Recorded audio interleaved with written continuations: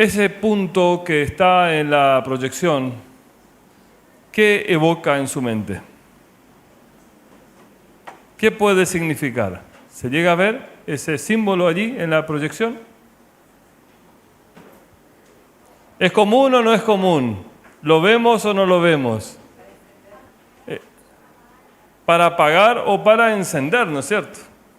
Es el botón del reinicio inclusive, ¿no? El tema de esta noche tiene que ver con la idea de reinicio, reiniciar en nuestras vidas, reiniciar nuestros proyectos, reiniciar en nuestra etapa de este nuevo ciclo que vamos a comenzar dentro pronto como 2023. Algunos sinónimos al reinicio, yo he colocado en la siguiente presentación algunos sinónimos. ¿Qué es reinicio? Volver a iniciar, recomenzar, retomar, reemprender, reanudar, seguir, proseguir, continuar, restablecer, reexaminarnos, restaurarnos, reimaginarnos, reconstruirnos y tantos otros que le podemos colocar al reinicio de nuestra vida. Quisiéramos y quisiera esta noche dejarte el ofrecimiento, la propuesta de reiniciar tu vida. Hoy un joven, Alejandro, ustedes anoche han visto que le hemos tomado los votos bautismales aquí, él va a reiniciar una etapa en su vida. Pero yo quiero ir un poquito más allá. Algunos ya experimentamos ese reinicio, pero quisiera invitarte a tener un reinicio un poco más profundo. ¿Qué es reiniciar? Es empezar de nuevo, debido a un cambio, debido a circunstancias, debido a oportunidades o a prioridades que quiero empezar a darle en mi vida. Es empezar dándome a mí mismo una nueva oportunidad. Algunos principios o algunos pensamientos para reiniciarnos. Hay cosas que debemos dejar cuando reiniciamos. Hace un tiempo atrás nos obligaron a dejar de ir al trabajo, a ir a la escuela, ir a la iglesia, nos sometieron a estar dentro de nuestras casas. Y fue un experimento interesante. Nos conocimos, algunos descubrieron que tenían hijos, otros descubrieron que tenían esposas, otros empezaron a complicarse las relaciones dentro de esas cuatro paredes, y fue una prueba de fuego para algunos, ¿no es cierto? Ahora, esa experiencia de ese aislamiento también nos hizo darnos cuenta que habían cosas con las cuales veníamos viviendo que desaparecieron de nuestra vida, y creo que algunos de ustedes como yo descubrieron que se vive mejor sin muchas de esas cosas. Empezamos a experimentar una vida un poco más simple, sin tantas corridas, sin tantas salidas. Entonces salimos de esa situación y hoy nos estamos reacomodando a una nueva etapa en nuestras vidas, una nueva normalidad, y es también un buen momento para empezar a analizar qué puedo dejar. Hay compromisos, hay acciones, hay planes que yo debo ahora reconsiderar si estoy en condiciones o si quiero volver a tomar eso. Hay relaciones que nos han desgastado y podemos reevaluar qué queremos con nuestra vida. Primera propuesta es que eliminemos lo que no es esencial. Eliminemos lo que no importa. Eliminemos lo que descubrimos que realmente no valió la pena haberlo tenido, y animarte a no volver a agarrar esas cosas. Vamos a abrir Hebreos capítulo 12, verso 1. Está la versión que usted va a tener en su Biblia, y yo traje en la presentación dos versiones más para que podamos comparar y enriquecernos con los pensamientos de este texto. Hebreos capítulo 12, verso 1.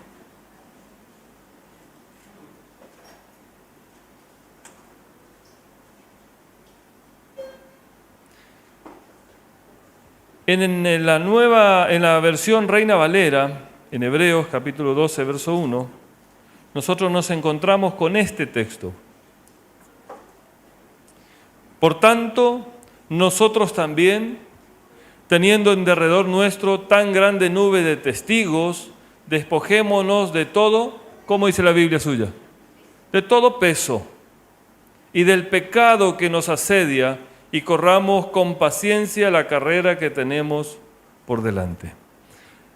En la siguiente placa que quiero mostrarle a ustedes están el mismo texto, pero de versiones bíblicas distintas. La primera dice, despojémonos de todo peso que nos frena. Esta versión recién decía que nos asedia, como que nos invade, nos quiere sitiar nuestra existencia. Nos asfixia. Bueno, aquí dice nos frena. Especialmente aquellos pecados que no nos dejan avanzar. Qué claro que son estas versiones. O la siguiente versión.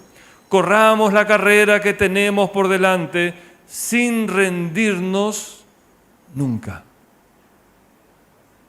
Los que somos modelo 79, 80, tal vez 65, sabrán cuando yo les digo retroceder nunca, rendirse jamás. ¿Sí? Fue un film, ¿no es cierto?, que marcó una épica, Solamente nosotros sabemos qué significa eso. Los demás que están con el uniforme no tienen ni idea. La cultura rica que adquirimos nosotros, ellos se lo han perdido porque están adquiriendo otra cultura. Pero este texto a nosotros nos dice, corramos la carrera que tenemos por delante sin rendirnos. Apartemos de nuestra vida todo lo que nos estorba y los pecados que nos frenan.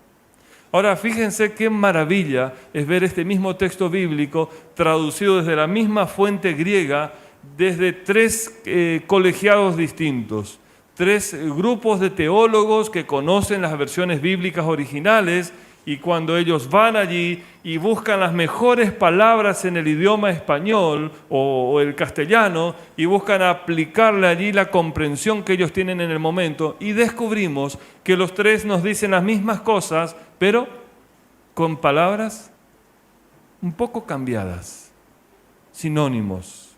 Pero cuán rica nos hace. Entonces tenemos que eliminar lo que no es esencial en nosotros. ¿Qué no es esencial? El pecado.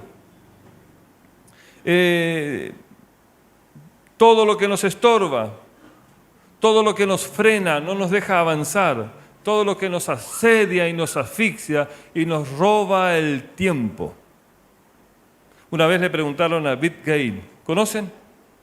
Un pobre hombre, muy conocido por su capacidad de emprender y la capacidad que tiene de captar dinero, ¿no es cierto? Es uno de los hombres más ricos. Y le preguntaron en qué invertiría él su dinero, o en qué invertiría él. Y él dijo, yo invertiría en todo aquello que me ahorraría tiempo. Porque plata recupero, pero el tiempo no lo recupero. Y qué sabios que son esas palabras, ¿no? Por eso el apóstol Pablo también nos dice, saquemos todos esos estorbos que nos molestan y corramos la carrera hacia el objetivo, hacia adelante. 1 Corintios capítulo 6, verso 12, dice lo siguiente, todo me está permitido. Ojo, el apóstol Pablo aclara, todo me está permitido, pero no todo es para mí. Todo me está permitido, pero no dejaré que nada de eso tome dominio sobre mí. Hay veces que la agenda asfixiante y cargada que tenemos está tomando dominio sobre nuestras vidas. Y pareciera que la agenda que nosotros mismos construimos nos está desplazando un tiempo importante para las cosas realmente relevantes, como en paz y en tranquilidad leer la palabra de Dios, para nutrir nuestra fe con la esperanza y la belleza de la persona de Cristo Jesús. Vamos a abrir otro texto en la Biblia, Efesios capítulo 4, verso 22.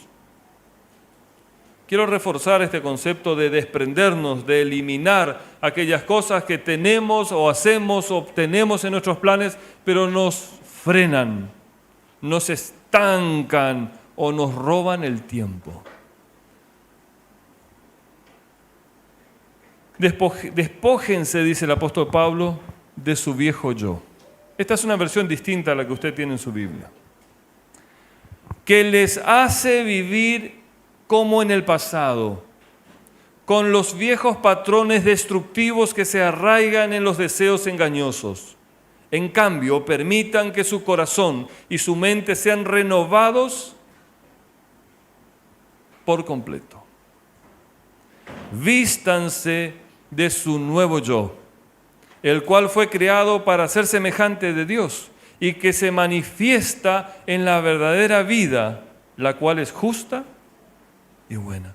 Tenemos que dejar nuestro viejo yo, ese yo que nos inclinaba siempre a pensar, nos impulsaba siempre a hablar o nos invitaba siempre a participar, a hacer o a accionar en nuestras vidas cosas que eran desobediencias a la voluntad de Dios.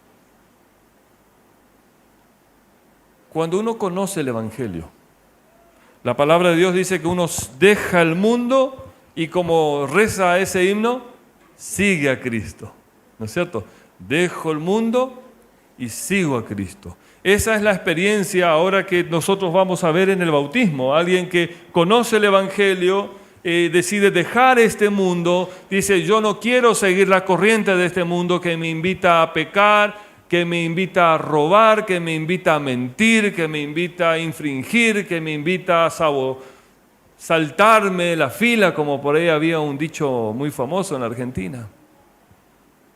Dejar el engaño a un lado y ahora tomar el verdadero Dios, Jesús, y seguir su ejemplo.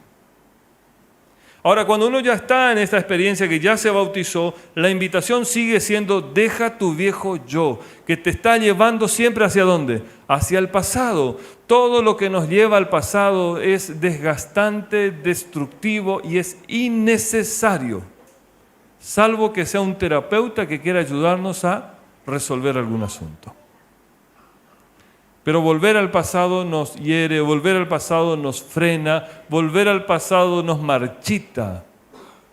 Y saben, estamos volviendo a un tiempo en donde nosotros no tenemos la capacidad de modificarlo.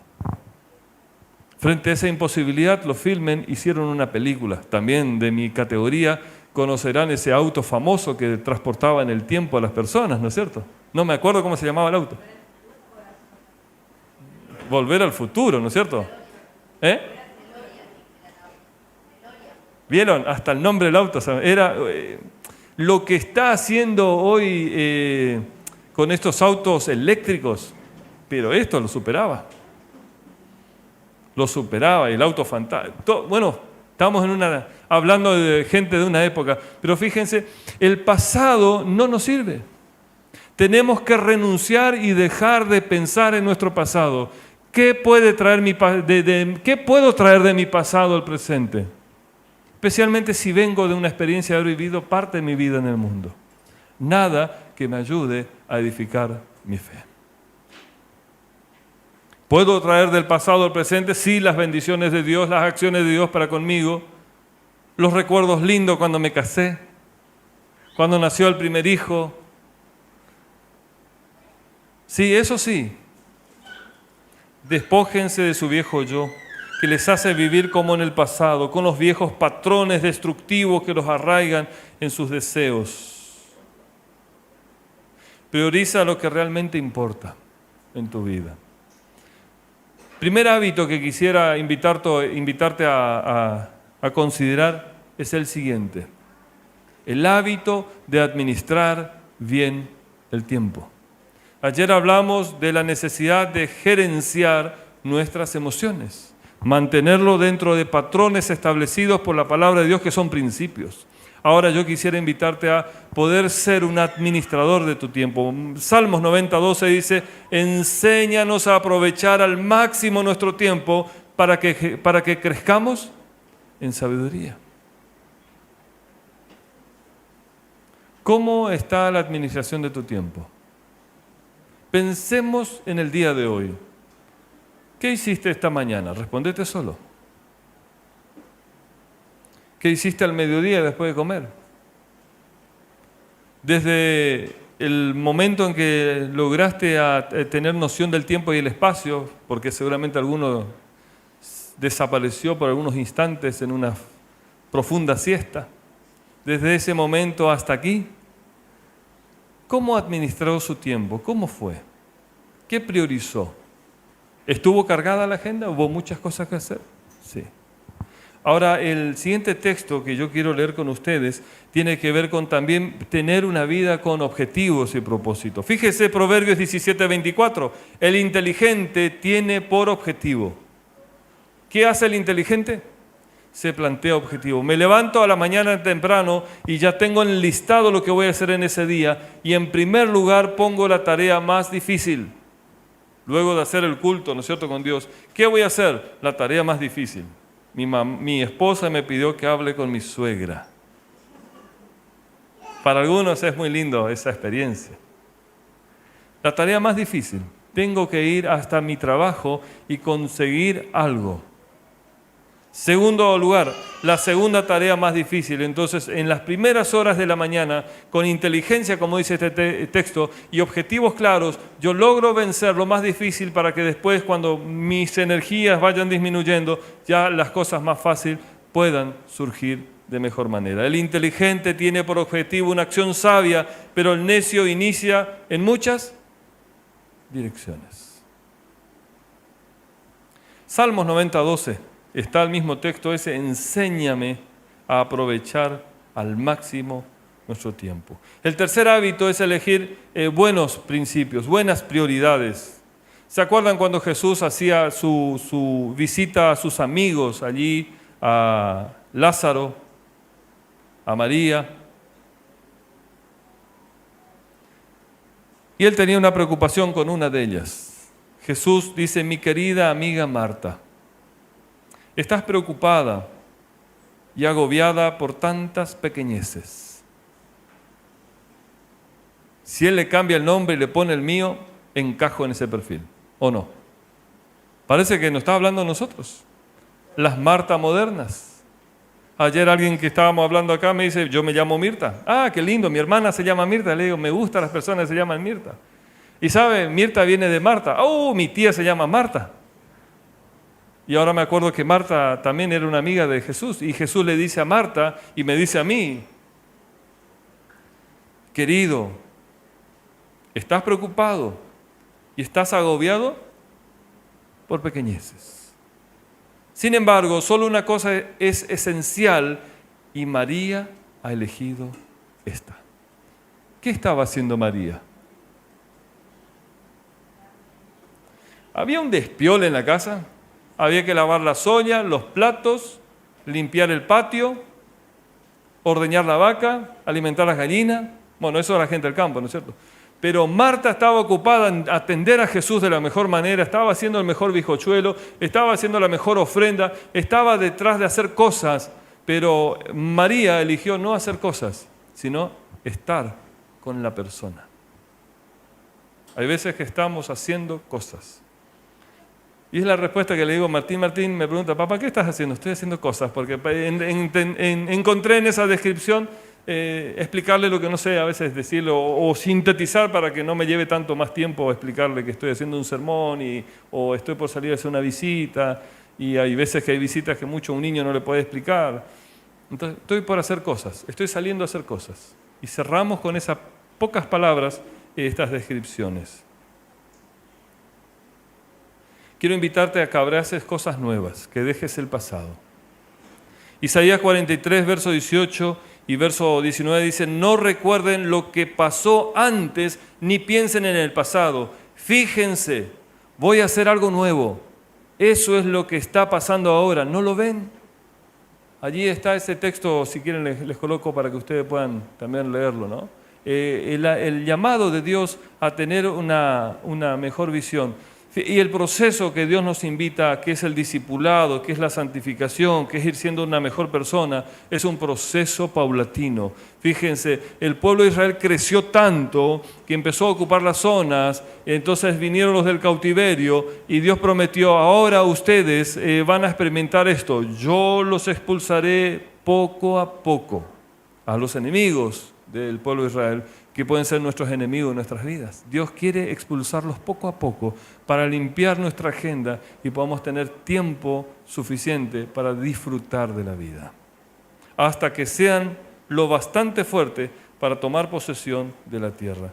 Y Jesús hace aquí, o Dios hace un doble trabajo. Él interviene, nosotros tenemos que colocar nuestra voluntad se va a ir fortaleciendo y a medida que nos vayamos fortaleciendo, Dios va alegrándose por el control que estamos logrando tener en nuestra vida. Proverbios 28:20 dice, el trabajo comprometido y persistente da sus frutos, pero los esquemas rápidos para hacerse ricos son muy fraudulentos o son un fraude.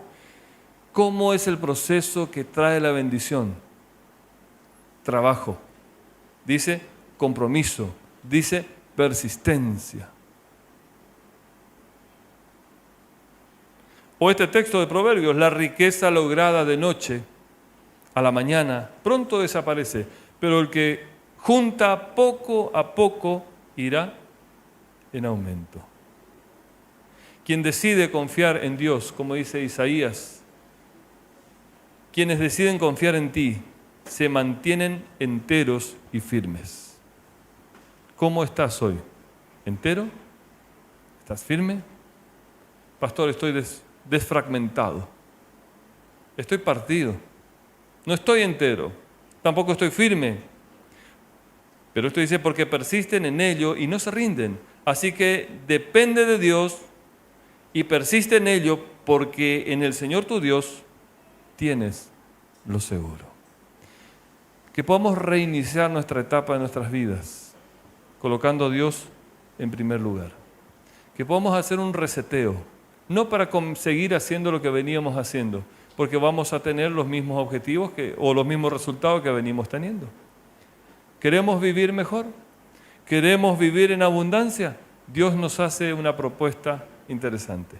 Cambia tu vida y tu vida te cambiará a ti. Tómame para ingresar a tu vida y tu vida será trastocada y modificada por mi influencia y mi presencia y mi voluntad colocada para fortalecer tu voluntad. Quiera Dios que nos ayude a ser como esa manzana entera, deliciosa, bella, creación de Dios, que solamente es una bendición, que es una demostración cómo Dios quiere tenernos, reconstruirnos, rearmarnos.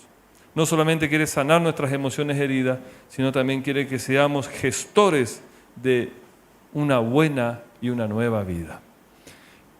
Vamos a tener ahora el testimonio de Alejandro. Vamos a pasar a hacer su bautismo. Pero antes de eso, yo quisiera orar por esta decisión. Cristo Jesús va a hacer esta oración. Quiero que tomen los fragmentos de mi vida y me hagas un ser. Quiero que me ayudes a reiniciarme para empezar a dejar cosas que solamente ocupan el tiempo, el lugar que tú debes tener en mi vida. Vamos a ponernos de pie los que quieren tener esa decisión y vamos a orar. Amante Padre, el mundo con su rutina, con la velocidad, con los compromisos, con las multitareas, con los múltiples compromisos que asumimos o que nos imponen. Hay veces que fallamos o llegamos tan agotados que no tenemos energías para tener un tiempo de comunión contigo.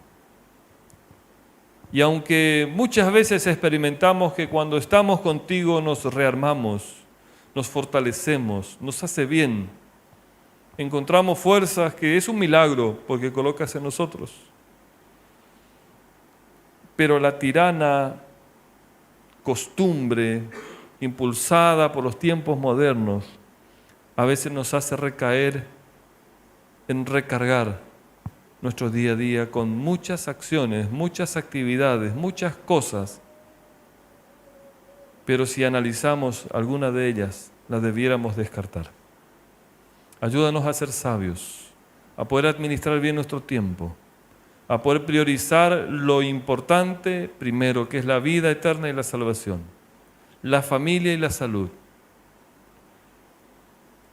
Y podamos experimentar tu promesa que si buscamos el reino de los cielos en primer lugar, todo lo demás vendrá por añadidura.